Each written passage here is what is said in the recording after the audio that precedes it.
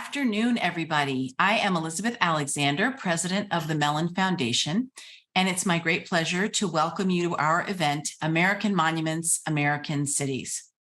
I would like to begin by inviting you all to continue to say hello in the chat. The chat is rolling and scrolling from all over the place, and it is so wonderful being able to know that you all are out there and where you're watching from and what you care about, and if you have any questions for our speakers this afternoon.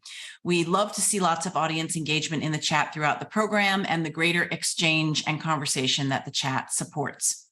So today we are looking forward to a discussion on the future of monuments and memorials in cities throughout the United States.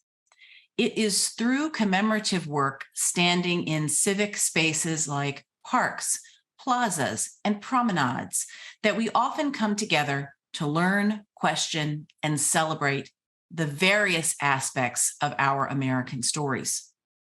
And it's because of their prominence in these spaces that many cities are assessing which monuments should and should not have a place on their streets. These civic communities are asking questions about how our stories could be told more fully and more accurately in the years ahead. They are determining what we can do to make sure that our monuments best reflect who we have been, who we are now, and who we aim to become. We see folks who are making decisions about the future of American monuments and American cities, recognizing the deep and enduring community engagement processes that monuments in civic spaces require. Mellon recently issued $25 million in grants as part of our Monuments Project, our biggest initiative in Mellon's history, to cities and municipalities across the country, including in this round, Boston and Columbus, Chicago and Los Angeles, Providence, Denver and Asheville, Portland and San Francisco. The goal is not only to fund new monuments, but also to support new forms of public education and interaction with the American commemorative landscape. So, joining us today for a juicy discussion on the future of monuments in our civic spaces are our four guest speakers, two of whom are artists, one with a background in cognitive science and computer science, blending technology and the material world, one trained as an architect, working at the intersection of race and the built environment, a leading urbanist who has initiated and led numerous projects to make our cities better places to live and work, and a journalist who has thought deeply and written about the question of monuments. Those guests are Idris Brewster, Amanda Williams, Carol Coletta, and Carolina A. Miranda. Idris Brewster is and there you are. Hi, everybody. It's so nice to see you. Hello. Idris Brewster is a co-founder and executive director of Kinfolk, an augmented reality archive and educational technology nonprofit that reveals and celebrates underrepresented historical events and figures in our public spaces. With expertise in both digital art and computer science, he and the Kinfolk team are expanding opportunities for those living in cities to better understand and experience undertold stories that are present in their communities. Amanda Williams is a visionary artist and architect who exposes the complex ways that race informs how we assign cultural and economic value to the spaces we occupy. Her work has been exhibited at many venues, including the Museum of Modern Art, the Art Institute of Chicago, and the Venice Architecture Biennale. And among many other honors, she is a recent recipient of a MacArthur Foundation Genius Grant. Carol Coletta is CEO of the Memphis River Parks Partnership, leading the relaunch of a nonprofit to develop, manage, and program 6 miles of riverfront and 5 park districts along the Mississippi River. Prior to this work, she held leadership roles at the Kresge and Knight Foundations, served as executive director of the Mayor's Institute on City Design, led the startup of Art Place, and was president and CEO of CEOs for City. And Carolina A. Miranda is a Los Angeles Times columnist focused on art and design, who often reports on the intersection of art and race and how communities are rethinking the nature of monuments, as well as how architecture is shifting to accommodate a denser Los Angeles. Among other outlets, her work has also appeared in Fast Company, Time, Art News, and NPR's All Things Considered. She is a past winner of the Rabkin Prize in Visual Arts Journalism and is founding co-chair of the Los Angeles Times Guild, the first newspaper union in the paper's 140-year existence. Idris, Amanda, Carol, and Carolina, we welcome you. Thank you for joining us. Good afternoon to everybody across the time zones. So we are going to start with Amanda, and since we have a beautiful group of four, I will call on you by name, even as we're or we may just have a free for all. Let's see how it goes. But I will try to direct traffic as we start. So, Ms. Williams, I would like to begin our conversation by asking you, as I'll ask the others, to set the scene of the question, the importance of monuments in our cities. Why do monuments matter in civic spaces? What do they bring to city communities that other elements of the built environment do not? Great question. I think I never really thought about that until we kind of had a collective existential crisis, if you will, during the pandemic. And obviously we'd seen protests and reactions to monuments. But I think at that moment, for me, it really did both ring true as a moment to tell stories in a different way, when we could get in cars and only drive around remotely. I have two younger daughters. And for me, it was really telling that all of a sudden these things they never noticed, because usually they're humans moving around, were really important. Mm-hmm. And then where are the things that look like me? Or why is that story important? Or what is the identity of this place I call home? I live in Chicago.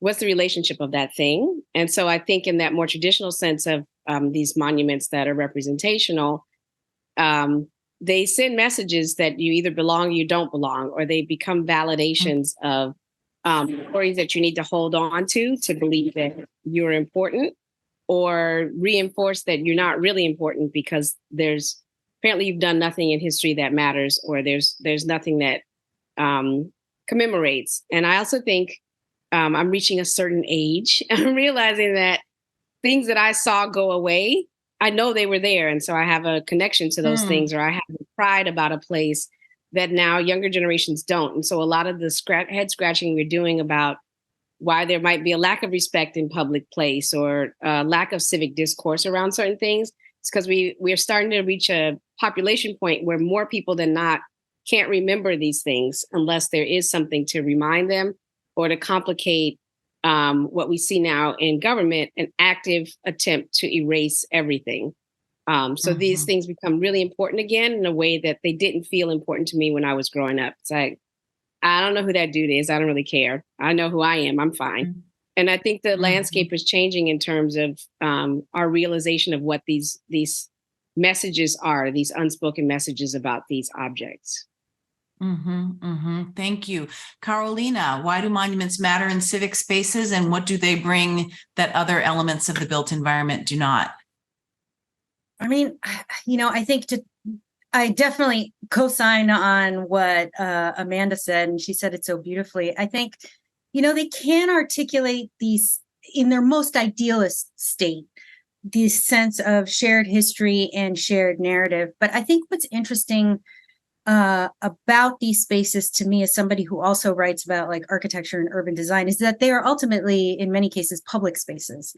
And that sometimes those public spaces can become very dynamic as a result of having a monument there, that this becomes an important marker, either negatively or positively, but the space around it becomes this space to gather, to either commemorate or to talk back. And they can be seized in such imaginative ways by the public. A couple years back, I interviewed the sculptor Alison Saar, who did a monument to Harriet Tubman in Harlem. And she talked about how the gardens around that monument have really become a space for like local students to do projects. You know, they've planted roses, they've planted cotton, they've done interesting things with that space. And it becomes, I think, much more pointed and meaningful because the statue of Tubman is there. So I think it could just be a garden. Students could have just worked in a garden, but the fact that the monument is there, the fact that they're tending to it, I think makes it more poignant and more significant. That is one of my special places that I stop by regularly to have a moment. Thank you. Idris, how would you answer the question about why monuments matter in civic spaces? Well, I definitely second everything folks have said so far. I mean, for me, monuments matter in civic spaces just because of the sheer power that they hold to shape our collective narratives and our consciousness. They provide opportunities to speak to our past, and they can serve as a connection between that past, present, and future. And I think they can actually be spaces of reflection, celebration, sometimes mourning, memorialization. They've, in my experience, have been gathering grounds to organize and be together within these public spaces. But the presence of monuments, I think, in a non-idealistic sense and in reality, or the absence of certain types of monuments have revealed like the progress or lack thereof and the erasure of these histories. I mean, for me, I'm from Brooklyn, New York, born and raised in Fort Greene, and I grew up in like a rapidly gentrifying New York City at the turn of the century. And I saw statues of oppressors like Christopher Columbus scattered throughout the city, and didn't see statues of people from my community. They were really absent. And so I have a tumultuous relationship with monuments because of the fact that they were communicating to me that my history wasn't worth celebrating, that my community's history wasn't worth celebrating. And so I do think that they can be flipped on their head to be have transformative power to challenge those dominant narratives and bring these untold stories to life. And my hope is that monuments can become a way for communities to contest these like pre-existing narratives and shift the authority and turn these civic spaces into dynamic, interactive spaces where history can be defined by the folks within the community and be catalysts for these conversations, learning, and societal change. So, yeah. Mm-hmm. And Idris, do you have a really specific memory of, in a little bit more detail, even of being a young person and feeling like this isn't speaking to me, or why that person, or this is missing? Well, I think that, so again, going back to where I was growing up, I mean, monuments weren't really on my radar. Again, I didn't feel connected to them, didn't feel represented by them. But what I did feel connected to was history. And in Fort Greene, I mean, that was the center of like, I was a center for abolition in New York City and in Brooklyn. And that was the history that was passed down between my parents orally, my community. And I was living in the Underground Railroad space. And even if you go to Fort Greene Park, there's this prison ships martyr monument, which I would play around with all the time, jumping around. And I didn't really know that history until my family told me that it was where like the British prisoners were kept. And that was a place where those were being memorialized.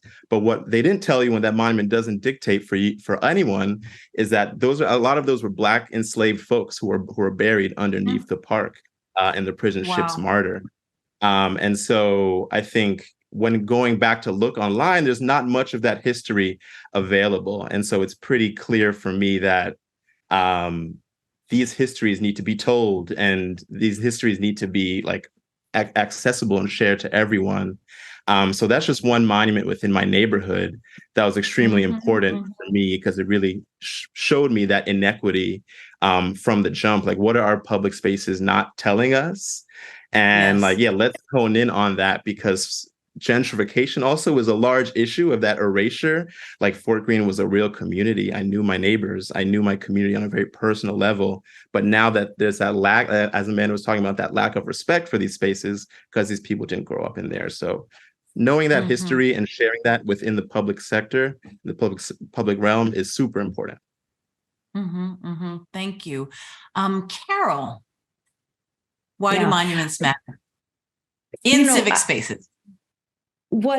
Amanda, what you said really resonated for me. And Idris, you echoed that, where when I was young, I can only remember an experience with one monument that had any meaning for me whatsoever.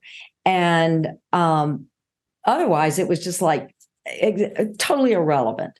And I think the conversation that was opened up during Black Lives Matter and movement, as that began to get underway, and during COVID, all of a sudden, I think we all began to say, well, who's out there? Even for if you didn't have a visceral, sense of it's not me out there or someone, it doesn't represent me. There's still was sort of coming to say, well, who are these people? How were they chosen? And who do they represent? So, I mean, at one point in time, someone thought they were important, right? And so that symbolized for at least someone in the community who was important to the community, what was important to the community. I think the great thing about monuments can be is that they mark and they give special meaning to a space. As you were describing the Harriet Tubman space, I mean, what a beautiful sort of joining of, monument and meaning. And I think the best ones make you think. They can provoke. They elicit an emotion. And when that happens, I think they're doing their jobs. How would, when we started this work at Mellon, a question that we were asked a lot was, what is a monument? What is a monument? What is a monument? And I think that most of us started out with the idea that a monument was perhaps that it was permanent, right? That it was made of steel or stone, or, that it was usually a single figure. And as it turns out, the research reveals, they are often people in acts of war. They are often single figures who enslaved other people. I mean, there are all these things that we know now. But thinking about the broader idea of what is a monument and what a monument can be, and each of you in very specific ways is here because you've thought really broadly about what a monument can be beyond what I've described. What's the essential way that you would describe a monument? Let's start with you, Carolina. The easy questions, right? I think, under the best of circumstances, like I said, they are this marker, whether a figurative sculpture, a plaque, or something, a grove of trees that mark or commemorate or in some way acknowledge a significant person, place, or thing to that landscape. As Idris noted, they're also used as iconoclastic tools. They impose narratives on a place or on people. I grew up studying Latin American history. What did the Spanish do when they arrived in the Americas? They immediately tore down indigenous temples and built Spanish churches and other structures on top of them. An important form of iconoclasm. I'd also think it's worth noting that to me, there are kind of two very broad areas of monument that I'm interested in thinking about. And one is those that bubble up, and then there are those that are imposed for the top down, because they can be, coming from Latin America, I think of the roadside shrine that ends up taking on a kind of permanent status in a community, a meaningful tree where something happened. Those places can be so significant without any entity of a government or a civic authority saying this is a quote unquote monument. And I think it's important to acknowledge those as part of the debate, because it gives us a greater definition of monuments. And then certainly they're the ones that are imposed on the top down. And we've seen that, in California, the statues of Junipero Serra, all over the South, the Confederate statues, the colonial statues, and they serve very different functions. Idris, what is a monument? Yeah, I mean, for me, a monument is a tangible like manifestation of that shared history in public space. I think through it's sort of a tribute to our collective memories and our values, but I think that it can be more than mere structures. It can be something that has a dynamic storytelling tool, again, to illuminate those narratives and conversations. And I think throughout history, like these monuments have been used to control those values, memory, and imagination. But I feel like the role of a monument that I would like to see is to be extended into that realm of imagination, identity formation, where they can really be tools for the community to uphold and show their values. I want a monument to be redefined as something more ordinary. There's like a Eurocentric perspective around monuments that's focused on marble, physical, figurative statues. But if we looked at other non-Eurocentric monuments, like a lot of indigenous communities consider the landscapes, mountains, monuments, buildings are monuments, really artifacts from that lived history have the opportunity to be monuments. And so I think a lot with my work is redefining what that monument can be and doing that from the bottom up so that archivists, scholars, and folks from the top down aren't always the ones determining what can be monumentalized, what can have that value, but having the people be able to decide that for themselves and be able to show that in a very public way and have them be stewards over the spaces that they inhabit and have built. So that would be my way to answer what is a monument. Thank you. Amanda, how do you answer that question?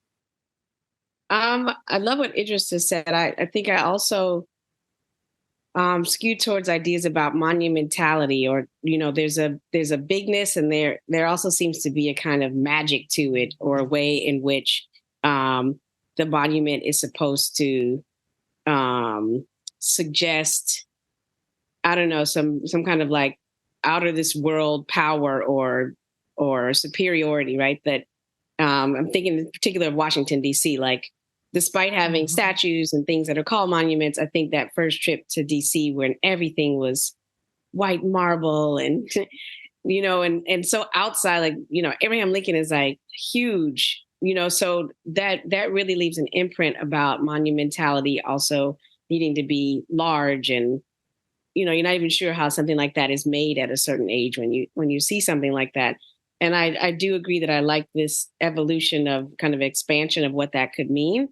And, lately I've really thought about, how we name things and how then the everyday becomes monumental in that way. And again, it's a secondary way that these stories are weaving in narratives that we either can embrace or kind of through osmosis are being embedded into our psyches, but what does it mean for one city to have 7 monuments to Columbus and a street and an elementary school and so I think people don't think about those things as monuments in the same way. How do we decide what gets named what and how that then translates? And so I think in addition to the things we might describe as monument writ large, there's also this way that a message of bigness or superiority or power ebbs and flows through the built environment through these other things that aren't physically large, but play a large role in our daily kind of existence.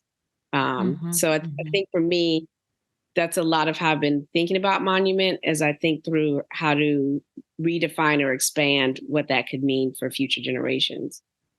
I think also when you mention a city where there are all of the Columbuses, and that sometimes those are places probably where you're describing is somewhere where he never set foot. I think of an aspect of monuments as having something to do with making the ground speak, right? Having some relationship to the actual place where you are at the moment that you're experiencing the monument. I mean, no rules, they don't have to be, but I think it's very striking the fictions that are created when you have people overrepresented in places where they never were. Carol, how do you answer the question? Well, Ed was talking about values, right? And how monuments can convey values. We're thinking a lot about that with the new park that we're redeveloping. And at its simplest, it feels to me like it's something that marks a space in a way that says, you should care about this. And having that discussion, I think, is really interesting. Like, what is it we should care about? And how then does that manifest, in a monument or in a piece of art or in something more modest like a landform? But it's the what should we, that you should care about this is, and then of course, who, as Amanda said, who imposes that? But, if you could really get it right as a community and have that discussion, I think it'd be really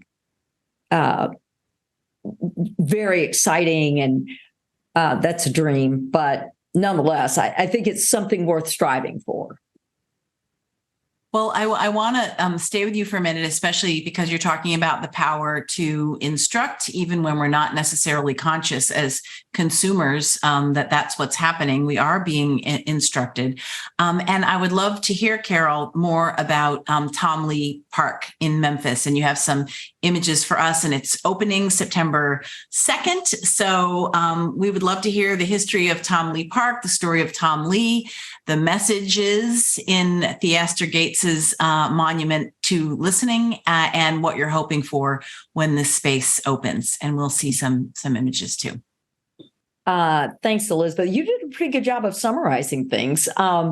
This story really there's much more for you to say. There's a lot more to say, and I won't say it all. But Tom Lee Park started as this very small spot of a park, differently named, that was at the foot of Beale Street and the riverfront. And the park was renamed in 1952, the year he died, for Tom Lee, who was a Black skiff boat operator who couldn't swim, who in 1925 saved 32 people from drowning in the Mississippi River when their ship capsized. And his courage and his selflessness at the time was celebrated both locally and nationally. In a number of ways, including, again, the naming of this park after his death. And the park has been expanded twice, including to its current size of 31 acres in the early 90s. But by this time, most Memphians had forgotten who he was, if they ever knew his story. We talked about that earlier, generationally, the forgetfulness, and Amanda, you talked about that. And so what we're doing is we're using this opportunity of remaking the park, led by Studio Gang and Scape, our designers, to lift up his stories and the values, there's that word again, the values he embodied with his humanitarian act. And we think it's such a great opportunity to have a story and a set of values right at the beginning to inform the placemaking. So we commissioned, thanks to Mellon, we were able to commission artist Theaster Gates to produce what he terms an anti-monument. And it's titled, as Elizabeth said, A Monument to Listening. It's conceived as 32 functional sculptures. They are to be sat upon, he calls them thrones, that span two areas of the park. In a quieter part of the park, they're made from honed basalt, and the 32 pieces, of course, represent the lives that Tom Lee saved. 28 of the sculptures are set they're positioned in a circular configuration within what we call the point of reflection. And then there are 4 sculptures that sit at the edge of the river alongside a taller throne, which is the only one that is polished. They are all Black. And that is for a reason. They all have a little bit different surface treatment. And from the Astor's point of view, the Monument to Listening pays tribute to Tom Lee's legacy while also functioning, as he would say, a kind of corrective medicine for a world that would rather view passively than talk intentionally about the truths of race. And so his goal and ours is to create new opportunities for dialogue, inviting people who experience it to ask questions about each other, ask questions of each other, what you believe, how you want to imagine a new future for Memphis, how you might enact change in the world. So and we've had very few people have been able to see this, but we had a group of local creatives come in and see it last week at beautiful Golden Hour in the park. And they talked about how they could engage others, animate the work, really get the conversation started. And we are so excited about sort of not only having the sculpture, but adding that layer of engagement to the work in ways that, you've talked about other work being done, but having people feel like they instantly, the creatives that we assembled just instantly got it. They, kind of put their arms around it and said, we want to add a layer of meaning, our layers of meaning to this, which I thought was like perfect, just what we wanted. Beautiful.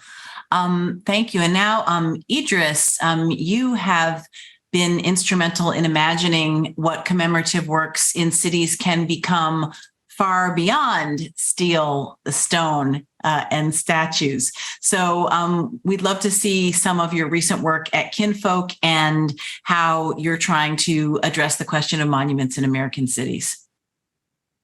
Yeah, so at Kinfolk, we're definitely interested in how the digital space engages with monuments, with public spaces, the built environment. I like to say that at Kinfolk, we're building the archive of the future. We're trying to build an archive that is participatory, dynamic, shared, and we're really trying to harness the power of technology to colonize these public spaces and really just create access to monument making to communities who may not have had access to that.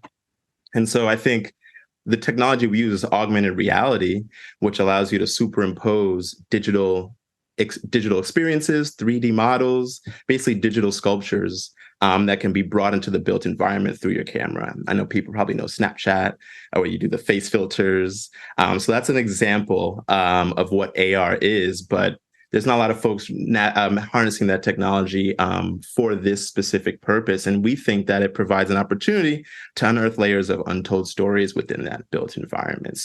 But it started in 2017. At that time in New York, Mayor de Blasio was just deciding what to do with the Christopher Columbus monument, whether to remove it, whether to make it a landmark, whether to add contextualization. We were advocating for the removal of the monument.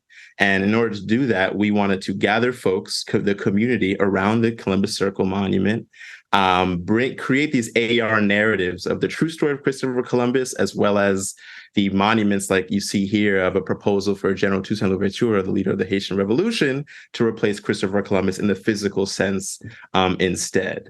And so that was the blossoming of Kinfolk. And from there, we really started to figure out that could harness this power of digital monuments and storytelling to reimagine and take control of our public spaces. So I know a lot of people probably know Pokemon Go. It's an app where you can engage with Pokemon around the city in a location-based way. And for us, we're like, wait, there's so much history around us. Why don't we use that same technology so that we can work outside of traditional institutions to bring monuments and narratives to spaces where they might normally not be, as well as contextualize existing monuments that we may not agree with, but cannot get removed. And so practically what we're doing is we're creating digital monuments. And what started as us creating them sort of blossomed into us creating monuments across the country. Partially thanks to Mellon, we're able to go to different cities now and work in a very co-creative way that we can work really in a deep level with monuments, with community members. While building these monuments are important, I really feel like what we feel like is important, more important, is that the process of this community building. And so through this monuments co-creation process, we bring the community in on the onset of the creation of these monuments, even allowing community members to nominate monuments that they want to see. And then we work with local artists. We facilitate like a participatory approach where the community we're working with isn't just passive recipients of this information, but they're active contributors to this space. So again, we work with artists, local artists, historians, educators, to really build this collective digital space that has art at the forefront, but also allows you to dive deep into the archive in space. So you can really learn about these figures. And it's a way to counteract the lack of nuance in physical monuments. This digital space allows us to extend that. And so a powerful recent example of ours is our collaboration with Project Say Something in Florence, Alabama. They were advocating to get the removal of the Confederate monument that exists in front of the courthouse there. So for Juneteenth, we did an activation where we utilized AR and co-created digital monuments with the community to highlight who they wanted to see. And that was Dred Scott. There was a monument to resistance on slave ships, and there was a monument to defying slave codes. And so these digital monuments, which we activated on Juneteenth, really served as that counter narrative to an existing Confederate statue. And we didn't really just want to keep letting that statue go unchallenged. And the AR brought a different element to life and really allowed us to redefine what we want to see in there. And so for us, it's important to create these monuments, but again, having that process and reevaluating that process is super important. And then finally, tying it to advocacy efforts is super important, because like our digital monuments aren't physical monuments, and they never will replace physical monuments. They're a way to create more access and really create more activations of history that's lost. But the end goal is to reshape our public spaces. And that is a lot of times in the physical sense and through policy change. So that's really we're in the intersection of a lot of different areas that we can help be bridges for folks to have access to tell stories about their history. Very cool. Thank you. Amanda, as an artist trained as an architect, you have a very specific set of critical skills and skills and ways of thinking about reimagining public space that I think sort of inherently brings in how cultural and economic value intersects with race in the built environment. As you know, I am especially fond of your Colored Theory series. And the vacant and condemned houses that you engage with as monuments, many of which have now disappeared. So would love to hear some about that work, and also how you think about that neighborhood, Englewood and Chicago's South Side, and what it means to remember these buildings and spaces. Yeah, I think, I didn't really think of them as monuments until we started making them and realizing that such a strong saturation or burst of color that then has cultural meanings related to them really were markers for people that made them live on beyond when they actually physically went away. So this is Flamin' Hots. This house was a mint green before we painted it. So it was this color for maybe 2 weeks before it was demolished. And the number of people that will say, oh, you mean where the orange house was? Or somehow reference this moment when, people collectively came and shrouded this piece of architecture that otherwise had been rendered invisible because of its kind of forced vacancy. For me, I think it also speaks to something that's really interesting about Idris's work, which is that we imagine, you go to architecture school, you imagine you're designing things that are going to live on forever. Nobody sits down and says, I'm going to design the thing that will end the community, but many of these were the very last piece of structure on a block. So they were the closure to what were vibrant places. And so these were very temporal monuments in that way. Somebody called them hospice.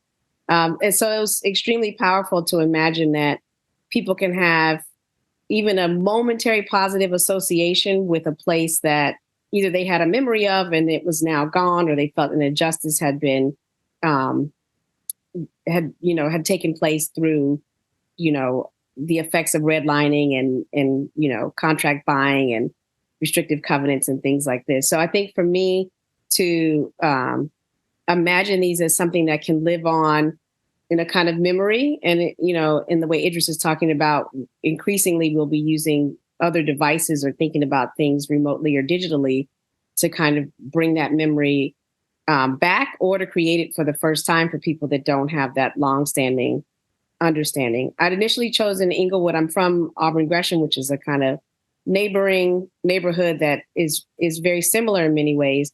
But there was a national stain that was being placed on Inglewood as this, the kind of poster child for everything horrible and bad and dangerous. And I thought it was really important to not only honor that it had not been that and it is not that now, but also to give ideas about, what else is going on. So this rush of curiosity for these art installations also then reveals that there's all kinds of wonderful things, as we know, that are always going on in neighborhoods and communities, but are not necessarily getting the visibility or platform.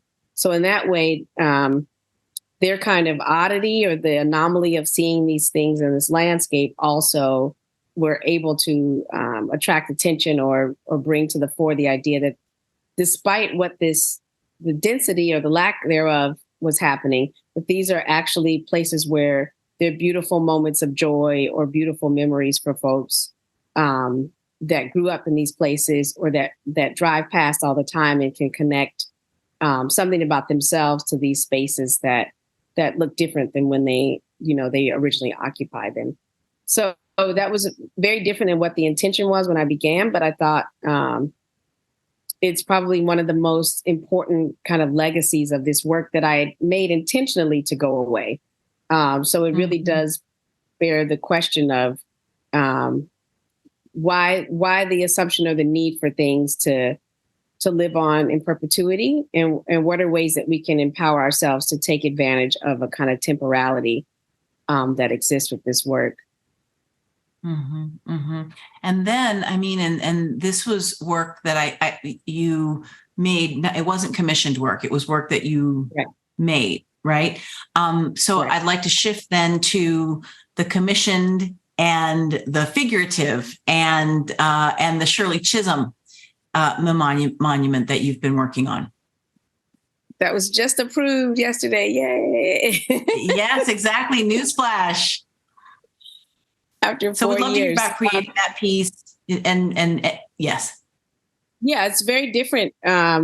Obviously, not only is it institutional, but it's going to be one of the first things that is meant to be permanent. And so that's a huge shift for me from this work that I make on purpose to kind of have a very temporary nature. This will be on the ocean and park side of Prospect Park in the entrance. So this is part of an initiative created by the former New York City administration called She Built New York City, in which they're going to monumentalize and memorialize five women who really shaped New York. So myself and Olale Conjeafis, also known as Lake, my co-collaborator, were finalists and then were selected to create the first of these monuments. And so Lake likes to joke that we don't know a whole lot about cast bronze representational sculptures, but we do know a lot about making space. We both went to Cornell University together and studied architecture. And so we do have a sense of what an object can do in a field.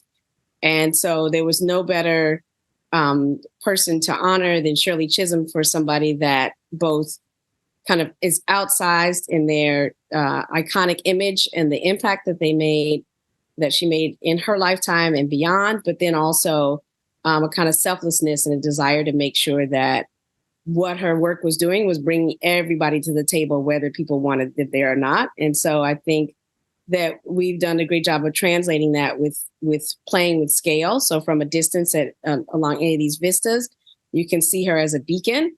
And as you get closer, it's impossible to read her figure, and you are transported to the scale of the U.S. Capitol, which is one of the planes that intersects. And then on the ground is the semicircle of the seats of the Capitol. So that really it calls upon the idea of what it means to occupy seats of democracy and seats of power. So you can imagine this is a gathering place for rallies. This is also a great spot, to meet up, to walk with a friend through the park. So there are multiple layers and scales of the way that her message for all of us and her ambitions for what civic discourse could be will be rooted right here. And so obviously then, as you said, my technical training then, comes back when you're thinking about materials that have to remain and materials that you want to evolve. And so polished bronze or bronze that can be touched repeatedly, patinas, things that you would expect to wear over time, but also you can appreciate the beauty of, is something that we're really focusing on now that we move into this next phase of bringing this monument to life. So scale obviously is important in this sense. I talked about in the other instances, things that kind of ebb and flow very quietly or under the radar. It was really important for us that she really stand out, because that is who she was as a person.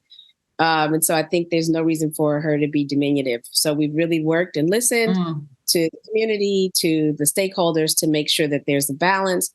But it was important to not be apologetic or to minimize in order to create comfort. And so, it remains to be seen until it's a real thing that people interact with. But it was really important for us to make sure that in this case, monumental really meant something of grandeur in that way. Beautiful, beautiful. Carolina, you've written in your piece on Robert E. Lee and others about the Confederate monuments, which I want to take as an example of monuments that represent harm, that cause harm, that enshrine people who have caused harm, that theoretically can become, gathering places around ideology of hatred and harm. Talk to us about your thoughts about that. And you mentioned Sarah, of course, as well. It's that whole school of monument making is, it's really interesting to me, for the narratives, also because of the way, as somebody who writes about art a lot, the way a lot of those pieces were fabricated. I mean, they were almost like churned out on assembly lines and sent to disparate places. The monuments that of Spanish conquistadors and Latin American capitals were often produced in the same way. Somebody would come up with a cast and many would be produced.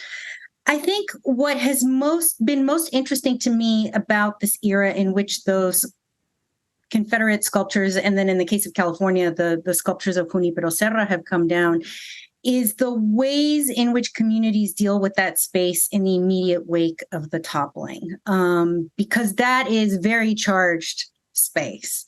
And to me, what has been most interesting is when those empty pedestals are allowed to just lie for a bit, allowed to sit there, allow communities to register that this was taken down, that it has been removed for a variety of reasons because of harm, that in many cases it was something that, say, that was done as a collective, as part of a community. And so the plinth of those monuments themselves can serve as these really, really interesting iconographies of this action that took place, this emptiness. I happened to be driving cross country in 2021 and happened to get to Charlottesville right after they had removed their statue of Lee by UVA. And in the case of Charlottesville, they had removed the statue, removed the plinth, put a fence around it. It might as well, for me as an outsider who had never been to Charlottesville, it could have been a construction site. It was one of those things that there wasn't really a palpable sense of what it was that had taken place there, both the erection of the monument, but also its removal. And I followed that up with Richmond and a number of other places. New Orleans, too, left its very incredible column on which the Lee Monument stood. And I think that, there can be this reflexive action of the Lee statue has come down. Now let's put a statue of a woman in its place, or let's put a statue of an Indigenous person or a Black person. And I think part of this process, because monument building and I think monument removal is a process, to me, it's most compelling when people can kind of sit with those sites a little bit and really appreciate the action that it took to get it removed. I don't know if that entirely answers your question, but I think that's really what I've been thinking about. And then also, what are the ways in which artists can sometimes react to these spaces? There's like a great Dominican American artist named Joydy Minaya, who does these things where she wraps colonial statues in these fabrics made from illustrations from a colonial natural history books and creates these incredible forms. It's like she's reappropriating these spaces, and it becomes this really charged act of reclamation. And that is a very interesting process to me. And I think very important, because we can't just act like the monument was never there. We just can't. The monument was there. It represented what it represented, and it was not good. And so let's sit with that. One of the things I've noticed when I've been to vacated plinths that is always so striking, they are big. I mean, they are really, really big spaces that allow you to think about the loom of what was there, the scale, and the fact that monuments can't go up or come down without collective action. So I think that that's an interesting aspect as well. And there is so much power. I love that, thinking about how alive and dynamic the space is after a removal. Carol, you said something that I loved about urbanism. The question, you were asked a question about urbanism, and I want to just let this launch us into the potential for our collective spaces. You were asked, what would you like people to know about urbanism? And you said, urbanism is about people of all different types joyfully occupying the same space. So it means it needs to be dense. It needs to be walkable. It needs to be mixed use. It needs to be mixed income. It needs to be well served by something in addition to cars, and it needs to be welcoming to everyone. Urbanism sounds complicated, but it's really not complicated at all. It's just we don't do it enough. We don't do what we know has worked for hundreds of years. It's really no mystery at all. So what I love about that is just, the reminder and the vision of what does it mean to gather and share space in all of our multiplicity. Would anybody like to say something about, gathering space, potential, something that you have seen or dreamed of for how a monument can work and to serve that function? I would love to butt in with it's a work of public art, maybe not technically a monument, but I guess I like to think of it as a monument. And I just happened to file a really big story about design and climate change, and sort of thinking of monument spaces as these intersectional spaces that have to serve a lot of purposes. So it may be the monument space also needs to be a park space. It needs to be a recreational space. It needs to serve, in the case of California, it probably needs to capture water when it rains. Like there's all of these different things that need to go on. And thinking about what Idris said earlier about the style of the bronze monument on the plinth, and that how that has been the vocabulary of the monument in Western society. there is this work in Santa Monica called California Wash. It was installed in 2020 by a couple of artists called the Harrisons, Helen Meyer Harrison and Newton Harrison, who did a lot of very ecologically minded works. And I really think of this, it's a project about water. I really think of it as a monument to water. And what it is it's this floor piece that runs along a stretch of boardwalk and sidewalk leading to this drainage cover where water from the Pico Coastal Wash all washes into the Santa Monica Bay. And it can be one of those pieces that you walk over 100 times and you don't notice it, but then one day you notice it. And what you're looking at is this aerial view of the map of every drop of water that leads to this one point that you happen to be standing on. And once you see it, like you can't unsee it. And it's very powerful. And thinking about all of the water problems that a place like Southern California has, it becomes this monument, I think, that again goes beyond the idea of the figurative monument to a single person, to a very important aspect of nature that is often taken for granted. And the design of it is so incredible because it takes up a lot of space, but you can walk on it, you can ride your bike on it, you can ride a skateboard on it, you can sit on it, you can walk your dog. Like it is not the roped off, fountain with the horse on top. It is really, they've created a space and you can use it in any way that you want. That's amazing. I want to see it immediately. Anybody else cool. want to Once you see it, it's really incredible. Yeah, about the potential of urbanism, the dream of urbanism. I mean, I think Carol just said it so beautifully. I don't know if there's more to say, but we should leave it unspoiled, perhaps. Yes, I do think that one place having to be multiple things at the same time has always been alluring to me as an architect. And you're thinking about any kind of public space that has to read in that way. And so, again, I'm so struck with Idris's project in particular because, 5 people moving through the same space might have 5 different readings of it, not only just visually, or if you're visually impaired, you're looking at auditory or sensorial or kind of all these ways that you're trying to understand it, but also when you're talking about class or violence or narratives of stories of things that are happening or going on or multiple kinds of existences. I think for me, that's always been the alluring component of then adding this other layer of this inserted narrative, whether it's been imposed or whether it's kind of built up, as you said, bubbled up from the ground up. The most dynamic moments are when that insertion can also help expand all of those different readings at the same time. It's like everybody speaking a different language, but understanding it all at the same time. It's just so, there's something so seductive about that. As Carol said, if you get it right, then it's golden. So I think that is continually the aspiration for urbanism, but also for making work that has to live in public all the time.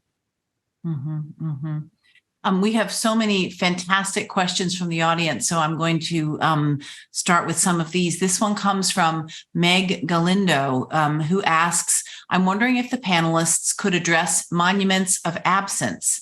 I love how new monuments highlight undertold stories, but how do we commemorate the things forcibly forgotten that we might not be able to excavate even from the archives? Just to say please. That question resonates for me because I when we started working on this park, one of the things that turned over and over my head is there's a quote on a plaque in the park from Alexis de Tocqueville, who happened to be in Memphis when and observing at the riverfront indigenous people waiting to cross the river on the Trail of Tears as a result of the Indian Removal Act signed by Andrew Jackson. The irony is Andrew Jackson is one of 3 founders of Memphis, and it was less than 10 years after he founded Memphis sign the Indian Removal Act. And what de Tocqueville noticed about this was, I mean, what struck him was the silence, the absolute silence. And I've thought over and over, how might one express that silence and confront people with the silence, which I think is a sort of absence, right? Yes. And I haven't resolved that. Maybe that's the next project. Any takers on the call, let me know. But I do think that would be so powerful to be able to confront that silence. And again, that for me feels like an absence. Yeah. Anyone else want to chime in? Idris, I think I see you leaning in. I mean, I feel like silence has been, that resonates for me. Like silence has been something that I've been thinking about as well, and how this historical silence is really just intertwined with the fabric of our country. I know I was reading this book, Silencing the Past, which talks about how silence enters the process of historical production at like 4 different points. And it was like, there's the moment of fact creation, which is like the making of sources. There's the moment of the fact assembly, which is like the making of the archives, deciding what gets archived. There's the moment of like fact retrieval, which is like the making of narratives. And then the final one is like the moment of retrospective significance, which is the making of that history in that final instance, what's shown. And the silence really compounds over time and just gets worse. And that final portion, that retrospective significance, really, that manifests for me in the sculptures, the monuments, the history books in the classrooms, historical stories and sites that we need to help identify, that we need to help form identity. But with that heavy compounded silence, these narratives are often, these final narratives or monument productions are often mythic, individualistic, and inaccurate. And so I feel I go to City Hartman in my brain right now with the critical fabulation that's like, let's fill in these gaps of history. There's a way to do it. It might not be in that traditional sense, but it's our duty to fill in these gaps in the archive in whichever way that we can. And oftentimes that maybe is imagination. That's maybe stepping into the speculative fiction area, and maybe away from more of those historical facts, but using those facts as a jumping point to dream and to imagine. And so I would say that there's always room for folks to fill in these gaps. And it's maybe not up to me. And let's have a conversation about it. Let's figure out how we fill in these gaps and what these specific gaps are. Everything can be figured out through conversation and discussion, which is the point for me of this monument space, is to catalyze these conversations. Well, That's that so kind of beautiful actually. Oh, please. No, I was going to say that's so beautiful, the way you just broke those moments down, because I think that I'm often mentally skipping over, and maybe lots of folks are not even thinking about, there has to be a moment of acknowledgement. So if there's been erasure or there's absence, when there's a recognition of something, or when someone is compelled to make sure that there's a recognition of something that is absent from a collective narrative, then there's the rupture. So I'm thinking in Chicago about the Chicago Torture Justice Memorial, which is one of 8 monuments that Mellon has founded with a recent grant to the city. This was a racist, horrible police officer who enacted, decades of torture on Black and brown bodies. And now finally there's going to be this memorial, and, in its kind of visage, it's very reflective and allows a kind of moment to acknowledge or bring forth, because people can't even contemplate or understand. The word torture is so uncomfortable for people, right? It's like, paired with justice, like the unsettling of that is critical as a kind of recognition and that rupture of the silence of like the scream in a certain kind of way, right? But also that it needs to be reparative, and it needs to wrap its arms around the people that it's been made in honor of, or to acknowledge this atrocity that's happened. But the acknowledgement has to happen, so once there's a understanding that there is an absence or a gap, just the moment of acknowledgement is so critical. I often want to just jump to, let's imagine what else, that's where my head lives most of the time. But I think it's important just to bring that into this conversation, that the way you broke down those kind of components, I think there's also inherently an understanding that there has to be that acknowledgement for that shift, whether that silence needs to stay for a moment or whether there needs to be that scream or that kind of disruption of that silence in order to acknowledge what's been erased or what's tried to be kind of washed over. Mm-hmm, mm-hmm. And that sort of slides into a question on the sort of other side. It's from Tess O'Dwyer at the Academy of American Poets. And it won't surprise you that the question is about words and language. Can you please discuss how we ought to rethink how language versus quotes, I would add names, could be a part of public monuments? So language and words and monuments. Who would like to think about that?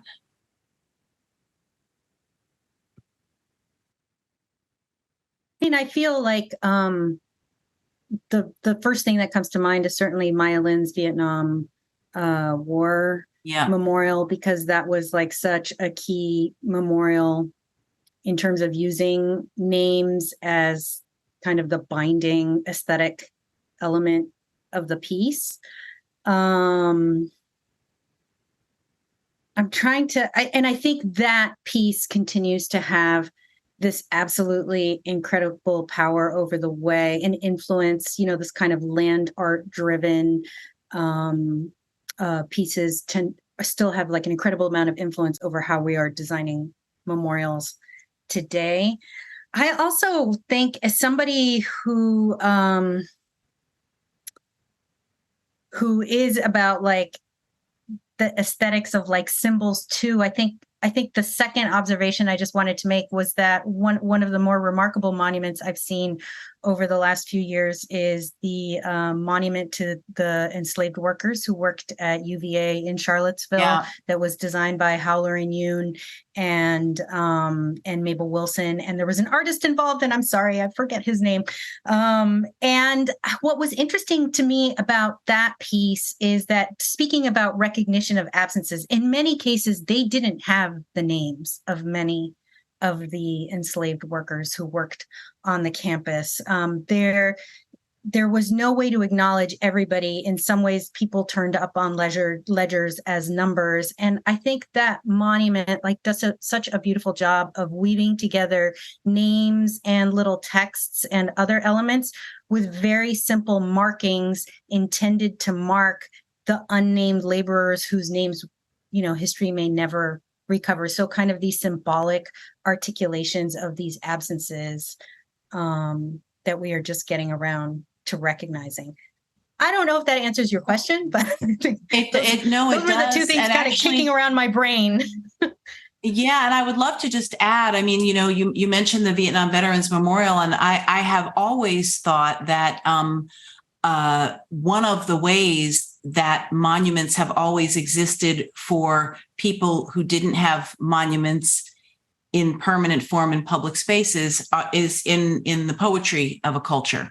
And certainly, in our poetry, as in our storytelling, our histories are kept safe and precious.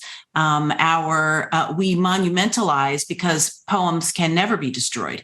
And that has been a way that we have taken a kind of an infinite space, actually, in the absence of public space. And I think about Yusef Komunyaka's amazing poem called Facing It. And he's a poet, African-American poet, Vietnam veteran, and he talks about going to the memorial for the first time as a veteran. And he starts, my black face fades, hiding inside the granite. I said I wouldn't, damn it, which is where the poem goes into the emotion of confrontation. And he, as only a poet as great as Komunyaka can, what he sees reflected, he talks about how many names and about people who are going to commune with and honor the names of people they knew, but also the names of people they do not know. And he said, I'm almost, this isn't his language exactly, sort of, I catch myself looking for my own name I mean, think about all that is captured in that. And then he sees a hand reflected in the monument, and it said, a woman is trying to erase the names. In other words, to make all this loss somehow not have happened. And then the poem ends, no, she's brushing a child's hair. Great poem, Yusef Komunyakaa, Facing It. But, you know, and so much held in the poem itself. So thank you for allowing me that public service announcement for great American poetry and monuments. Here for it. For me, if I may add. Please add. I think that, I mean, words and names have traditionally been how Black and brown folks have really monumentalized our stories and our histories, is through that oral tradition. And I think words in themselves are extremely powerful. And that makes me think of some recent work that we did with Grow House, New York City, and Flatbush, Brooklyn. We created these counter monuments to challenge the unwanted presence of the city at this Flatbush ancestral burial ground. But before, I mean, the city was planning on building affordable housing on top of this empty lot where they had discovered the bones of enslaved Africans that were under there. And a part of the work that was so amazing about what Grow House was doing was giving stories, like humanizing these figures that people just assumed were bones and were in the abyss. And the walking tours that she would do were so powerful because of the poetry, the storytelling, and how she brought these to life through words. I think it really allowed the people to dig in and feel like they knew what happened within the past. And I mean, that storytelling, doing so in place is also pretty powerful. So for us, we just added monuments on top so that it can further humanize these elements. But the words and the audio in itself is super empowering. And I think, just highlighting that words of how we passed down and monumentalized our stories throughout for centuries. Beautiful, beautiful, beautiful. We are just about at time, and there are still so many incredible questions coming. So I just want to acknowledge all of the beautiful things that people are asking and thinking about, and say that we see it and it is feeding the energy of this conversation. And if we could just go around to close, what would you leave us with? A vision, a question, a conundrum, an idea, something beautiful. Let's start with Carol. Well, Elizabeth, this is not beautiful, but one of the things that this conversation reminds me of is the society is so brittle right now. And, if we could again if we use the process that I think you have lifted up of the process of making monuments and decide collectively what we care about, what we want to pay attention to, what we don't want to repeat, and have that conversation on what we value in our communities. I think the notion that would end in some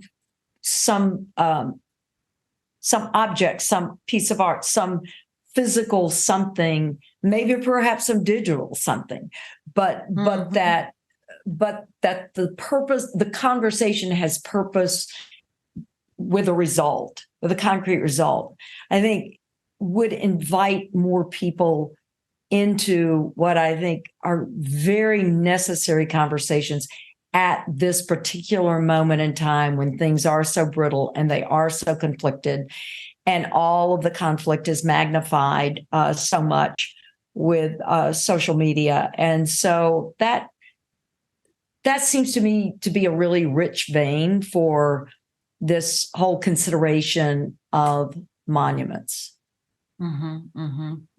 Thank you so much. Amanda.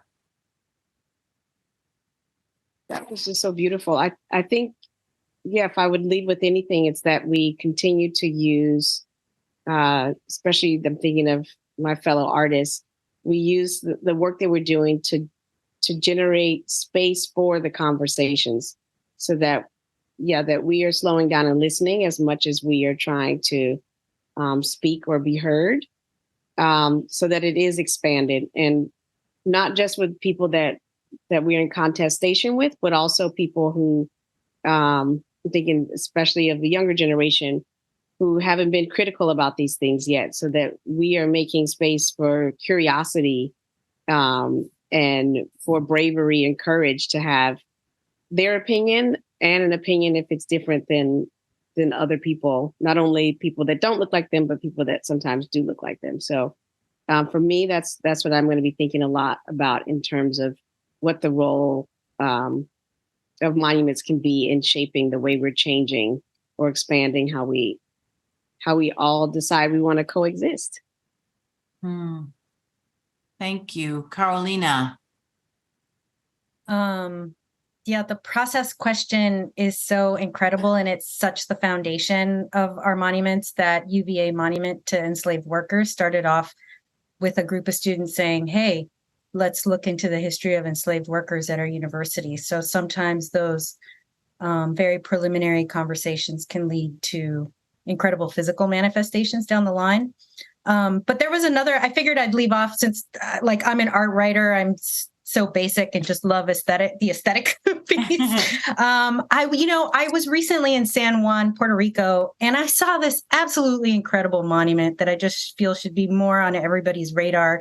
And it is a piece by the sculptor named Jaime Suarez, and it's called Totem Telúrico, Telluric Totem. It was put up in 1992 for the 500th anniversary of the arrival of Columbus. And, obviously this is very fraught history to be marking in a very prominent public plaza in Old San Juan. And I think the piece is just so remarkable for what it achieves at the level of material and the message that it sends, that even though the artist was being asked to commemorate essentially the beginnings of a genocide, he did it in such a way that evokes that history and still manages to be grand. And what he did is he created this very large pillar, almost like, the Trajan's column type monuments of ancient Rome. And he studded it with shards of pottery, which is a material obviously associated with indigenous craft, and that for a long time, was not taken seriously as a fine craft, by the world of fine arts. And it faces the Atlantic Ocean and the North. Puerto Rico is continues to be a U.S. colony.